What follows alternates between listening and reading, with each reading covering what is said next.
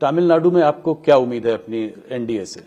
जिस प्रकार से डीएमके का करप्शन, जिस प्रकार से डीएमके की एनआरकी और जिस प्रकार से सनातन विरोधी मानसिकता, वो पूरी तरह से तमिलनाडु में लोगों में रिएक्शन है।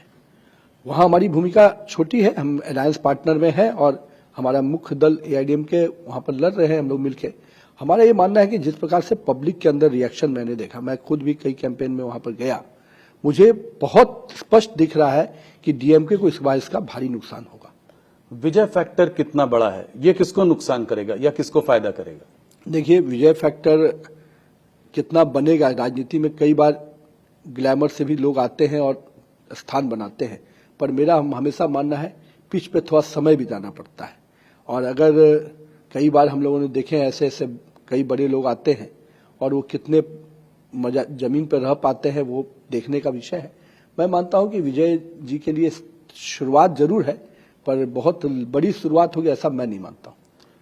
तो ज्यादातर पोल डीएमके को दिखा रहे हैं कि डीएमके आगे है। क्या आने वाले समय में विजय के साथ मिलकर सरकार बनने की कोई संभावना है? कोई पोस्ट पोल अलायंस की बात हो सकती है? हमारी ऑलरेडी अपनी अलायंस वर्किंग है और सभी अलायंस पार्टनर हम लोग मिलकर चुनाव लड़ रहे हैं।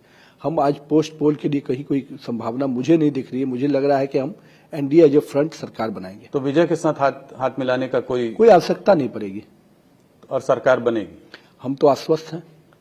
गठबंधन दल धर्म को हम लोगों ने हमेशा निभाया है और अटल बिहारी वाजपेयी जी के समय में से आप देखिए, हमने हमेशा अलायंस को अपना प्रमुखता से रखा है। जब हम 303 के आंकड़े में भी थे तो भी हम एनडीए के रूप में थे। आज हम अगर 240 पे भी हैं तो भी हम एनडीए के स्वरूप में रखते हैं। हम हमेशा मानते हैं कि इस देश की राजनीति को गठबंधन का विषय के साथ लेके चलना है, ताकि हम सभी तरह के माइंडसेट को अपने साथ लेके चलें। जहां तक तमिलनाडु की बात है, मैं इस पे स्पष्ट मानता हूं, परिस्थितियां राजनीति में कई बार अलग अलग होती हैं, अंकगणित के आधार पर अपने दावे प्रतिदावे होते हैं, लेकिन एआईडीएमके, बीजेपी और हमारे एनडीए अलायंस एक स्वाभाविक रूप से वहां पर पब्लिक के लिए अलायंस है और उस अलायंस के साथ हम लोग ने फिर विधानसभा चुनाव में आगे बढ़े। अन्नामलई लोकसभा चुनाव लड़े थे, इस बार पूरे विधानसभा चुनाव में पूरे कैंपेन में हमारे स्टार प्रचारक रहे हैं। मैक्सिमम मेरे साथ 2 रोड शो में वो रहे हैं, प्रधानमंत्री के कार्यक्रम में।